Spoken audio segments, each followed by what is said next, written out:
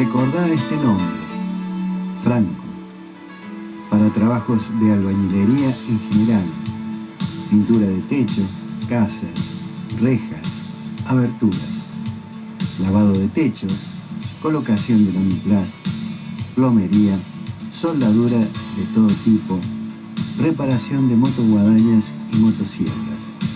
Comunicate con Franco al 3571 60 83 31.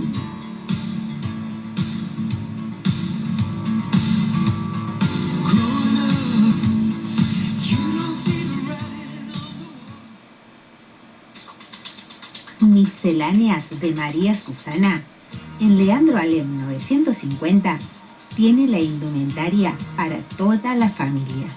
Bebés, niños, jóvenes y adultos se visten en Misceláneas de María Susana. Alem 950, teléfono 3571 60 70 21, Río Tercero. Llegate a Miscelánea María Susana. No te vas a arrepentir cuando veas los precios, calidad y variedad de prendas. Comprobarás que valió la pena y te vas a llevar todo. Te recuerdo nuevamente la dirección. Alem 950, Río Tercero. Miscelánea María Susana. Marcos y Ariel, desmalezados, podas, extracción de árbol. Teléfono WhatsApp 3571 456 295. Feria de Garage, anticuario y vintage. Todos por Graciela. Libros, vajilla, muebles, ropa XL, adornos, artículos del hogar, billutería. Esto se llevará a cabo el sábado 23 y domingo 24 de mayo de 14 a 17 horas en Pascuali 25, Barrio Acuña. Y es a beneficio de Graciela, justamente. Pueden comunicarse al teléfono 3571 57 10 87 si quieren ir preguntando algo. Y si no, los esperamos el sábado 23 y el domingo 24. A partir será desde las 11 de la mañana más o menos, para que puedan adquirir alguna cosa que les guste y que les haga falta para ayudar a esta señora que está necesitando de todo el pueblo de Río Tercero.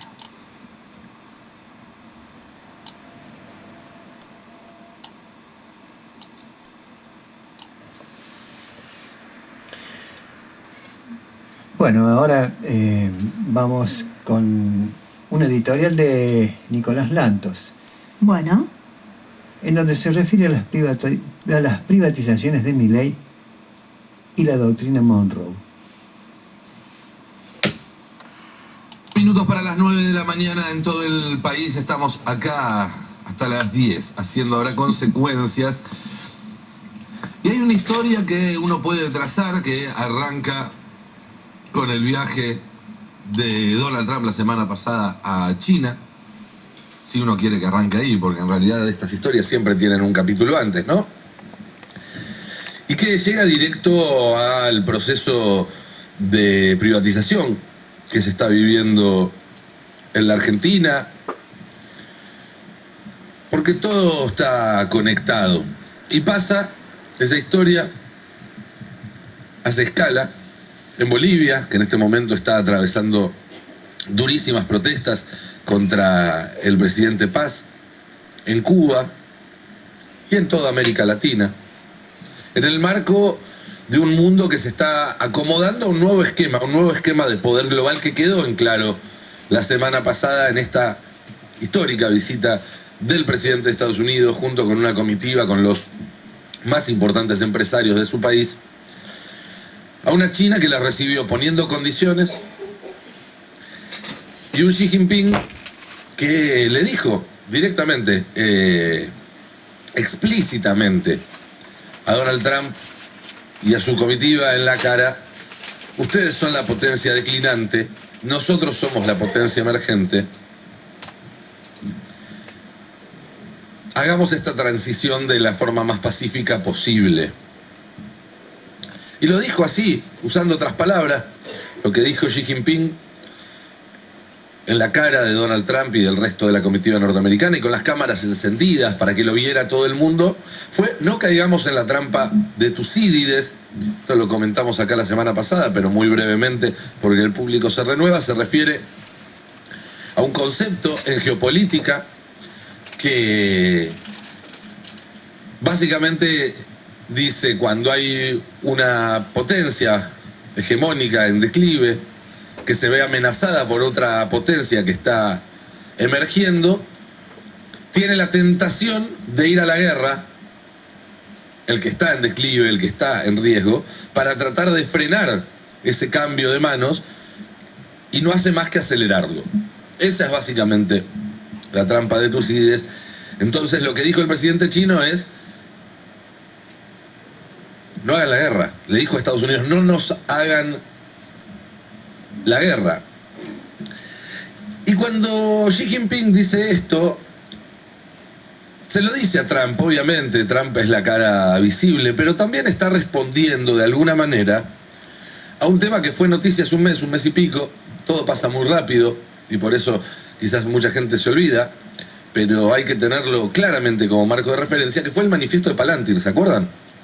Ese manifiesto, el primer manifiesto político de una corporación tecnológica, de una empresa privada, donde básicamente, lo podemos ahí repasar muy rápido, lo que estaban planteando es que Estados Unidos tiene que dejar de invertir en estado de bienestar, dejar de invertir, ellos dicen, en dar correo electrónico gratuito o lindas apps, y reinvertir todos sus recursos y todos sus flujos de excedentes a prepararse para ir a la guerra contra China. Ese es básicamente el mensaje del manifiesto de Palantir, al que le está contestando Xi Jinping, que sabe perfectamente que Trump no es el que toma las decisiones, no es el que manda, que quienes mandan hoy en Estados Unidos son estos oligarcas de Silicon Valley, estas grandes fortunas, digo de Silicon Valley, también del sector energético, también del sector financiero, que son mayormente los que viajaron con Trump a Beijing. Digo mayormente, faltaban algunos, como por ejemplo Peter Thiel, que estaba acá jugando al ajedrez. Pero justamente eso habla de la cantidad de poder que tiene. Ni siquiera tenía que estar subido a ese avión para ser influyente en esta visita, para que gire en torno a él. Él puede estar en la otra punta del mundo atendiendo sus negocios, que los mecanismos que él controla se encargan del resto. Y el manifiesto de Palantir no solamente plantea que Estados Unidos tiene que empezar a invertir todo su excedente en una carrera militar y tecnológica contra China, que pasa además casualmente por el desarrollo del software que Palantir desarrolla. Es decir, básicamente dicen: poné toda la plata acá, poné todos los huevos en esta canasta, sino que también da cuenta de una realidad que en Estados Unidos se sabe hace bastante, pero se está empezando a hablar en voz alta ahora, que es que China va ganando, que esa carrera China la está ganando, que en la mayoría de los términos posibles, desde lo militar hasta lo tecnológico, hasta lo que tiene que ver con garantizar el flujo de recursos estratégicos, China está en una mejor posición que Estados Unidos, con lo cual esa carrera entre las dos grandes potencias, Estados Unidos no la concibe como una carrera de 100 metros llanos, ni siquiera como una maratón, sino como una carrera de obstáculos. Y además, como en los videojuegos esos de carreras tipo el Mario Kart, los obstáculos se los tira el competidor a su competencia, digamos. No son obstáculos que están fijos en el terreno, sino que muchas veces son obstáculos que se van poniendo los unos a los otros para frenarse. Eso es lo que está proponiendo Estados Unidos: frenar con obstáculos el desarrollo de China para estar a tiempo de ponerse a tiro. ¿Por qué esto? Y esto lo charlamos en enero ya, cuando estuve acá cubriendo a Roberto Navarro y hablé bastante del conflicto en ese momento en Venezuela y demás. Son los cuellos de botella.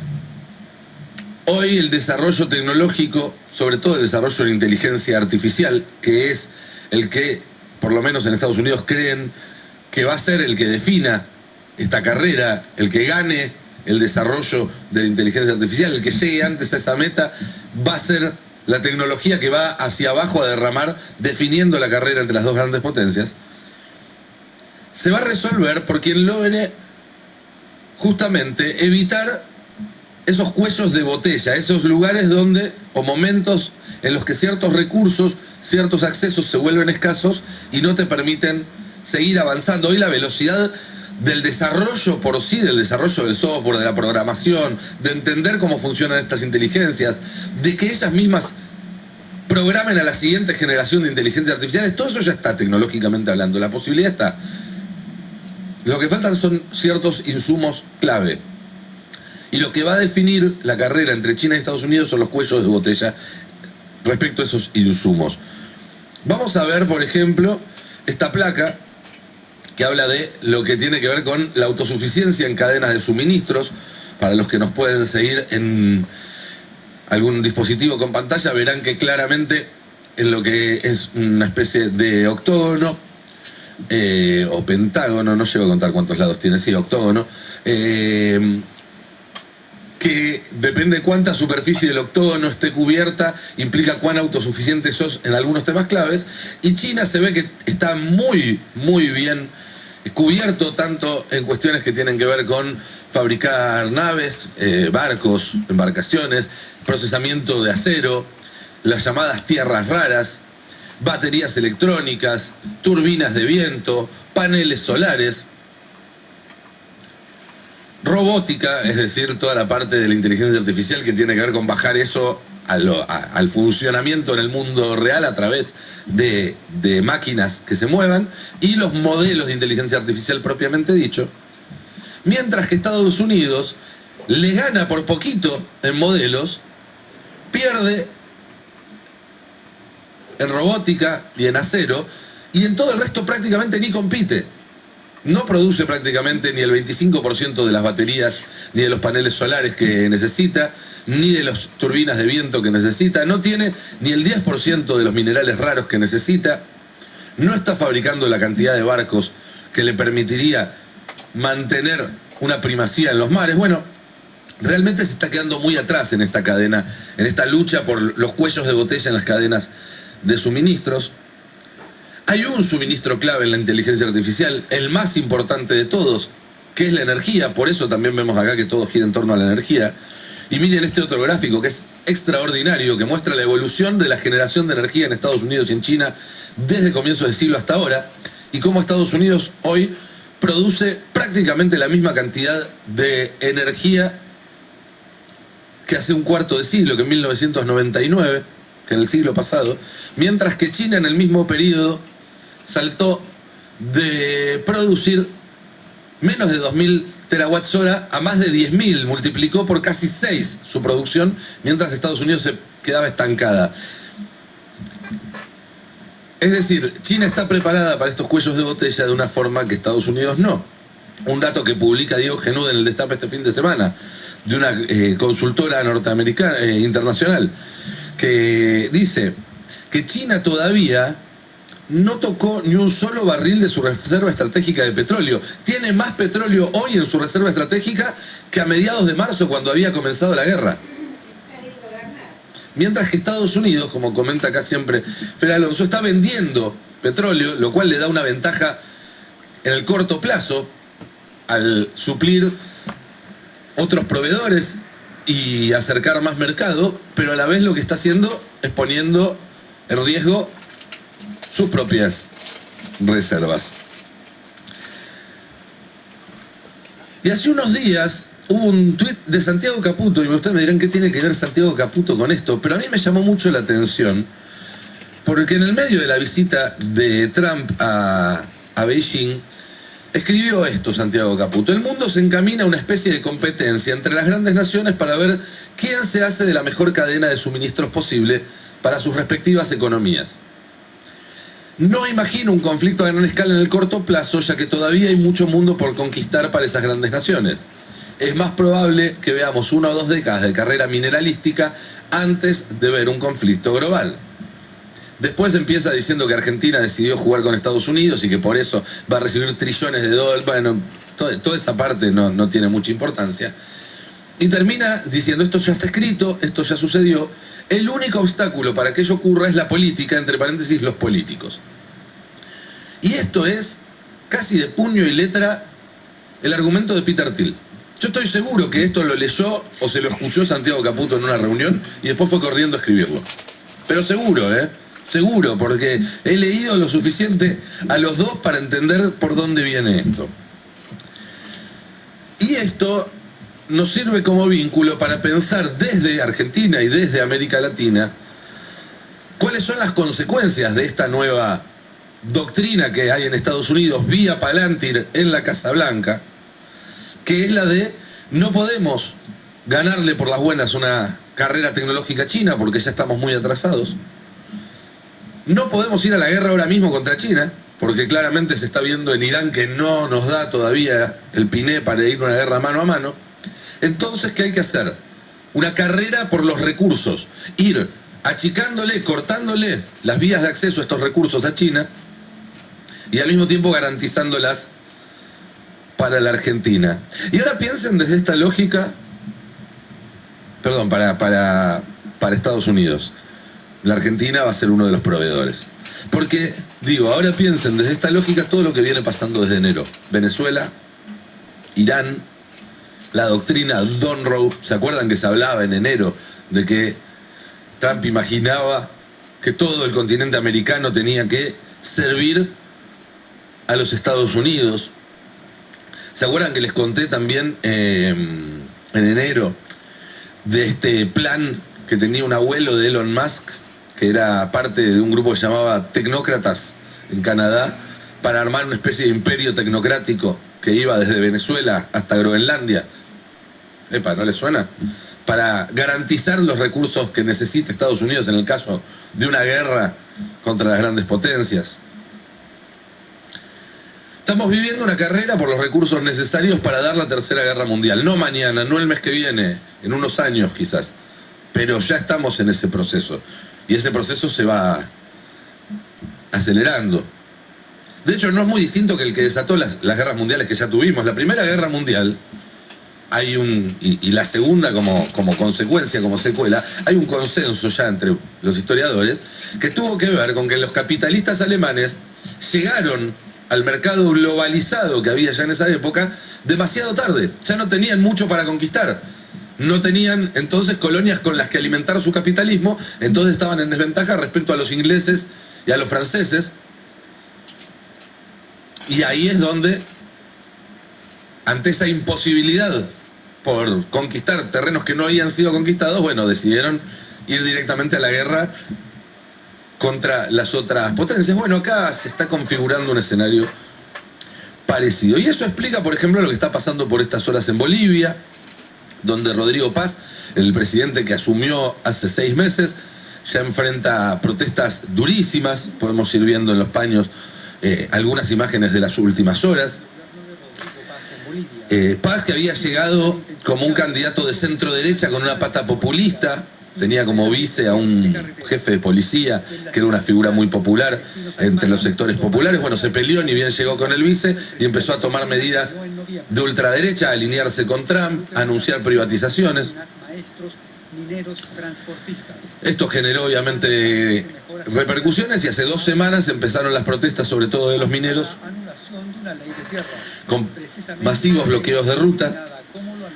La ciudad de La Paz, que es una ciudad que tiene pocos accesos, tiene uno de sus accesos cortados, está habiendo desabastecimiento. Se sumaron, además se están sumando los campesinos que están viniendo por el otro lado y se están acercando a la ciudad para terminar de rodearla. Eso obviamente desencadenó episodios de una durísima represión por parte de las Fuerzas Armadas y del ejército boliviano. Y la situación escaló tanto que el conflicto ya no fue para pedir un aumento de sueldos que se habían depreciado casi a la mitad en los primeros meses de gobierno de Paz, sino para exigir directamente la renuncia del presidente. Escuchemos, por ejemplo, lo que decía uno de los manifestantes consultado por la prensa. Todos los bolivianos están pidiendo la renuncia del presidente. ¿Por qué? Porque el gobierno está impulsando muchas leyes que nos perjudican, como la privatización, y quiere hacernos vivir como en el pasado. No queremos eso y no estamos de acuerdo. Como ejemplo, han traído un combustible de mala calidad.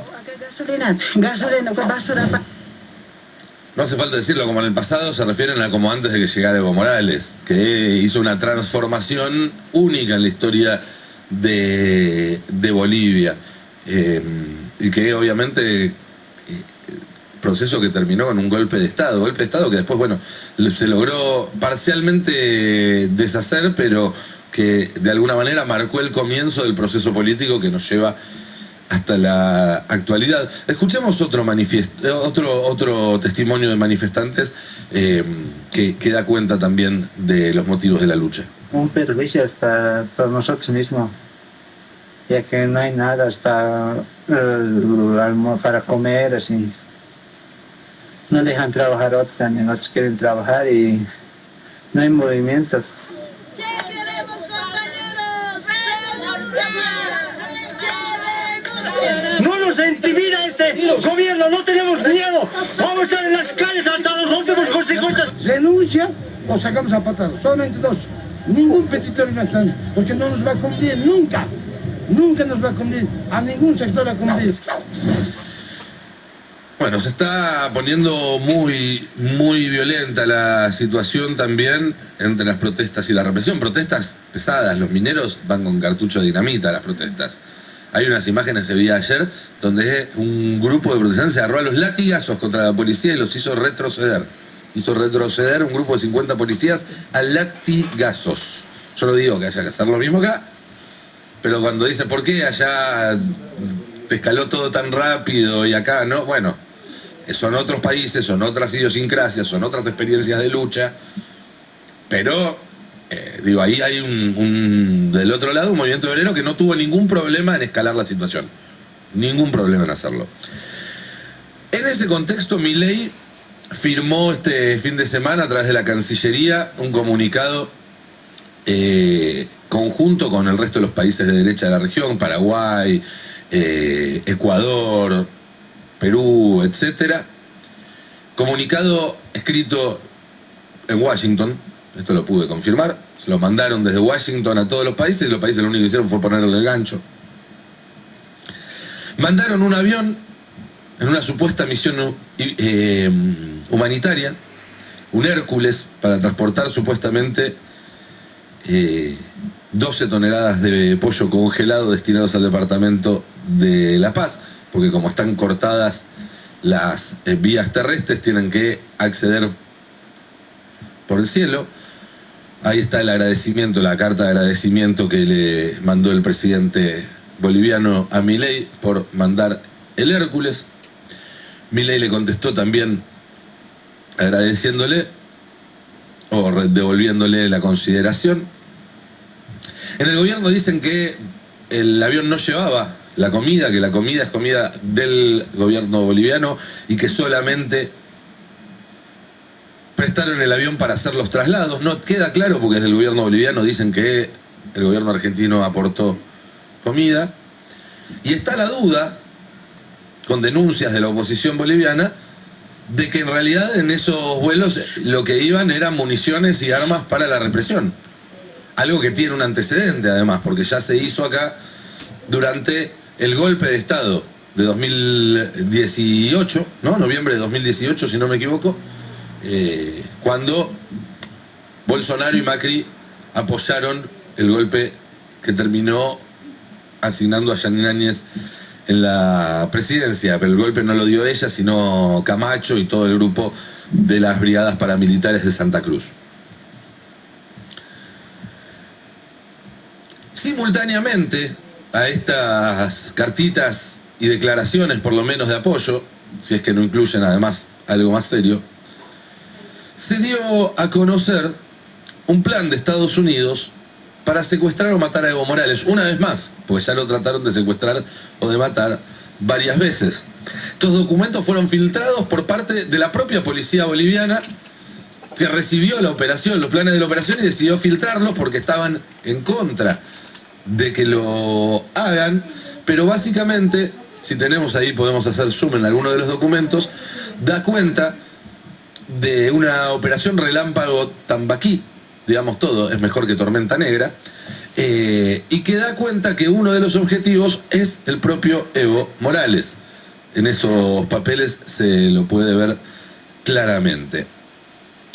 Ahí da detalles sobre estas operaciones. Tienen la finalidad de dar cumplimiento a los mandamientos de aprehensión y orden de extradición en contra del ciudadano Juan Evo Morales Saima y otros colaboradores, garantizando la vigencia del Estado de Derecho, me río, la integridad física del personal y de terceros y el respeto irrestricto a los derechos humanos y las garantías constitucionales. En fin, una vez más, ¿no? Ya lo hicieron con Maduro, lo secuestraron y lo llevaron preso. Mataron al ayatolá en Irán la primera noche de la guerra. Ahora quieren matar o llevarse secuestrado a Evo Morales. Se conoció también el fin de semana, no tiene que ver directamente, pero habla de un modus operandi que va más allá de las administraciones, que Estados Unidos estuvo atrás del último cambio de gobierno en Pakistán, donde fue detenido un primer ministro muy popular, Imran Khan se llamaba, por supuestas denuncias de corrupción. Eso provocó la caída de su gobierno y lo reemplazó un tipo más pro-norteamericano. Bueno, se filtraron este fin de semana los papeles que demostraron que durante el gobierno de Biden, Estados Unidos estuvo atrás de las denuncias que llevaron a la prisión de Khan. Explica también lo que está pasando con Cristina, ¿no? Uno no puede hacerse el boludo con eso. Está claro que el Lofer fue una etapa previa, si se quiere, de esto que se está profundizando con mayor violencia. Primero era meterlos presos, como hicieron con Lula, proscribirlos, como hicieron con Cristina. Ahora ya directamente van y los secuestran y los matan, pero la lógica es la misma. La lógica es la misma. Hay un video, se los voy a traer mañana porque me olvidé. Una entrevista que le hacen a un jefe de la CIA donde cuenta, muy suelto de cuerpo, cómo a fines de la década del 40, después de la final de la Segunda Guerra Mundial, la CIA intervino en elecciones en Europa, en Italia, en Grecia y demás para que no gane el comunismo. Y el entrevistador dice, jajaja, eso no lo hacen más, ¿no es cierto? Y es como el meme ese, ¿no es cierto que no lo hacen más?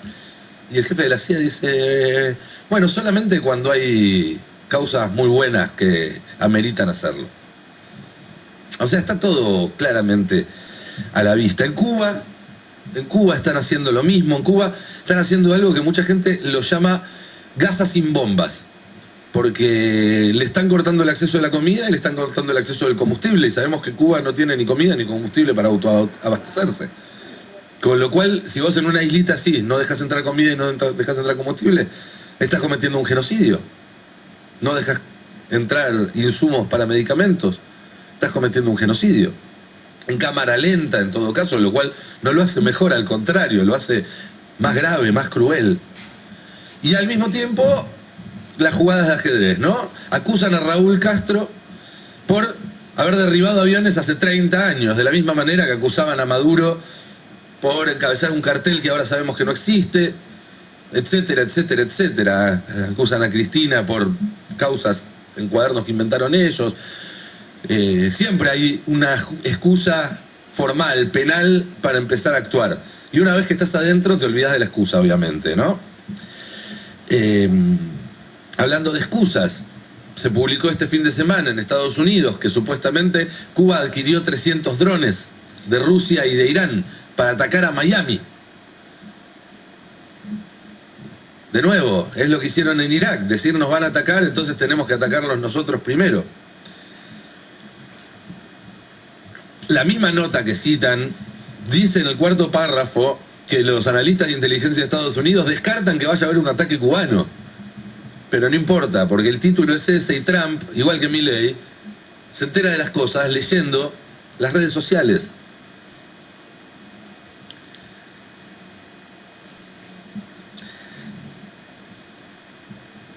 Anoche, Evo Morales, mientras se escapa de los que están tratando de matarlo, publicó el siguiente tuit. Cita un tuit de Fernando Cerimedo, un operador argentino que ya después de que ganó Milei se fue a hacer sus negocios a otros países de la región, México, Bolivia, donde está hablando de las privatizaciones y dice: privatizar o cerrar lleva meses según la legislación boliviana, deberías saberlo, entre paréntesis, ya se inició igual. Es decir, dando cuenta de que el proceso de privatizaciones en Bolivia ya se inició. Ganó hace menos de 6 meses Paz y están queriendo privatizar ¿qué? El litio, lo que queda del gas, que no es mucho, pero sobre todo el litio. Eso es básicamente lo que quieren. ¿Se acuerdan del tuit de Elon Musk diciendo que iban a dar todos los golpes de Estado que hicieran falta para quedarse con el litio de Bolivia cuando fue el golpe del 18? Bueno, y Evo Morales pone: confirmado, el gobierno boliviano ya está privatizando, así lo confirma el argentino Fernando Cerimedo, el experto en comunicación enviado por Javier Milei y ministro de facto de Rodrigo Paz Pereira.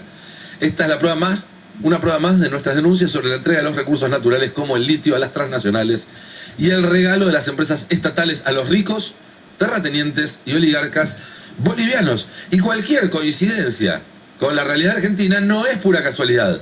Somos parte de la misma doctrina Monroe, del mismo plan de Estados Unidos para garantizarse que no tenga cuellos de botella en su carrera contra China, para garantizarse el acceso a todos los recursos estratégicos en esta región, lo que en inglés se llama nearshoring, ¿no? Porque en su momento se hablaba del outshoring, es decir, las empresas que estaban en Estados Unidos que se mudaban a China, a Taiwán, a Vietnam, para fabricar más barato. El reshoring, que fue lo que intentó hacer Trump en su primer mandato, que era traer de nuevo algunas de esas empresas a funcionar en Estados Unidos. Y el nearshoring, que es básicamente no traerlas de nuevo al propio territorio de Estados Unidos, pero tenerlos cerca, tener todos los nodos estratégicos más cerca que Medio Oriente, por ejemplo, o que Europa. Cosa de que si llega a escalar la situación, llega a haber una guerra, bueno, lo tenés todo más fácil de defender en vez de disperso por todo el mundo. En ese contexto y de todas las privatizaciones que está teniendo la